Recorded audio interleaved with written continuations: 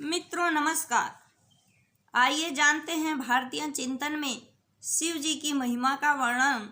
त्रिदेवों ब्रह्मा विष्णु महेश में शिव महादेव आदि देव हैं, जिनका कार्य सृष्टि का संहार करना है। इस रूप में वह प्रलयंकारी हैं, किंतु वह शिव के रूप में कल्याणकारी भी हैं। वे सबसे बड़े तपस्वी हैं, जो कैलाश पर्वत पर व्याघ्र चर्म पर आसन ग्रहण करते हैं। लंबी जटाओं का जूट धारण किए रहते हैं, जिसमें अर्धचंद्र विराजमान हैं। गंगा को अपने मस्तक पर धारण करने वाले यह महायोगी अपनी कृपा दान करने में किसी से भी भेदभाव नहीं करते। उनकी दृष्टि में नर देवता राक्षस सभी समान हैं।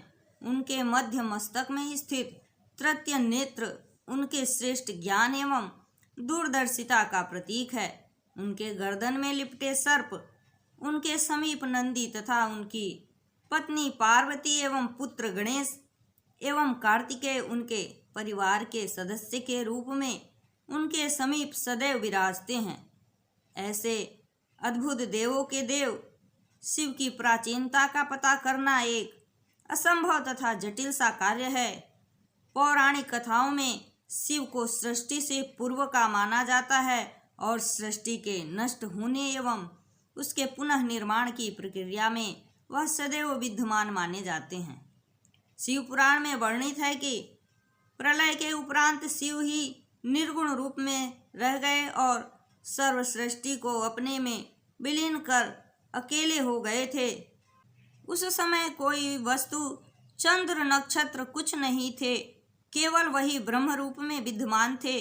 उनका कोई रूप, वर्ण एवं आकार नहीं था, अतः उन्होंने सगुण रूप धारण करने का विचार किया एवं पंच भौतिक शरीर धारण कर निर्गुण से सगुण हो गए और वह हर शंभु महेश शिव के नाम से प्रसिद्ध हुए। ऐतिहासिक दृष्टि से शिवजी की प्राचीनता सिंधु सभ्यता के लगभग जाती है, जहाँ लिंग रूप में शिव की पूजा का प्रचलन था। यहाँ से प्राप्त मुहूर्त तथा योगी की मूर्तियाँ इस बात का संकेत देती हैं। ऋग्वैदिक युग में भी शिव रुद्र अपनी कठोरता एवं भव्यता के लिए विख्यात हैं। इसी भयंकरता में वह मनुष्य एवं पशुओं का नष्ट करते हैं, लेकिन उग्रता एवं भयंकरता शांत होने पर वह शिव मंगलमय शंभु एवं शंकर बन जाते हैं। धीरे धीरे शिव की प्रतिष्ठा में वृद्धि हुई और वह आकाश, पृथ्वी, अंतरिक्ष सभी दिशाओं में विद्यमान माने जाने लगे। वह नीलकंठ, त्र्यंबक, पशुपतिनाथ, भूतनाथ, महादेव, महेश्वर, महेश, विश्वनाथ कहे जाने लगे। शिव की बढ़ती महिमा महाकाव्यों में भी वर्णित है। स्वयं भगवान राम ने लंका विजय के लिए शिव रामेश्वरम की आराधना की। भगवान श्री कृष्ण ने पुत्र प्राप्ति हेतु उन्हें प्रसन्न किया। अर्जुन को पाशुपात्र प्राप्त करने के लिए शिव की स्तुति करनी पड़ी। शिव का प्रभाव निरंतर बढ़ता रहा और शिव सभी के लोकप्रिय व देवता बन गए। धीरे धीरे उनके परिवार में उनकी पत्नी उमा, पार्वती, उनके पुत्र गणेश एवं कार्तिकेय भी उन्हीं के साथ पूजित किए जाने लगे। शिव का समन्वय अन्य धर्मों के साथ भी स्थापित हुआ।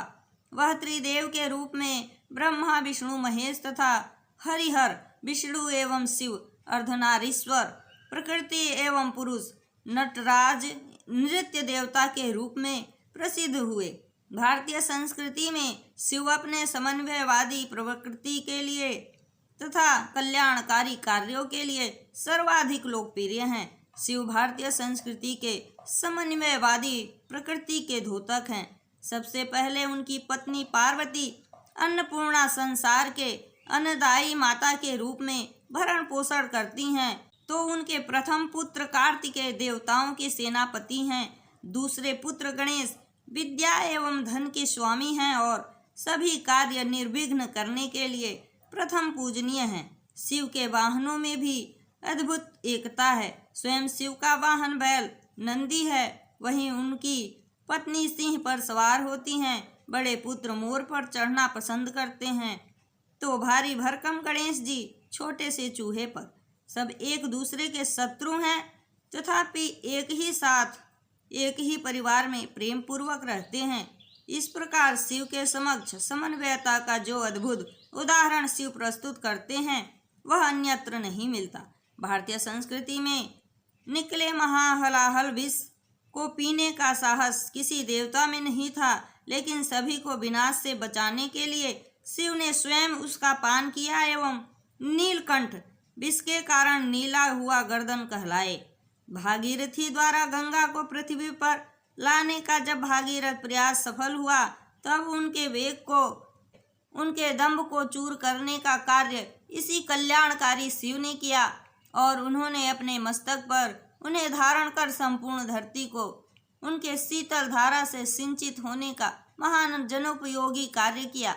समय समय पर पृथ्वी पर राक्षसों के बढ़ते अत्याचारों से सज्जनों की रक्षा हेतु उन्होंने स्वयं कई अवतार लिए और सज्जनों एवं तपस्वी की रक्षा कर भारतीय संस्कृति एवं धर्म की रक्षा के योगदान किया।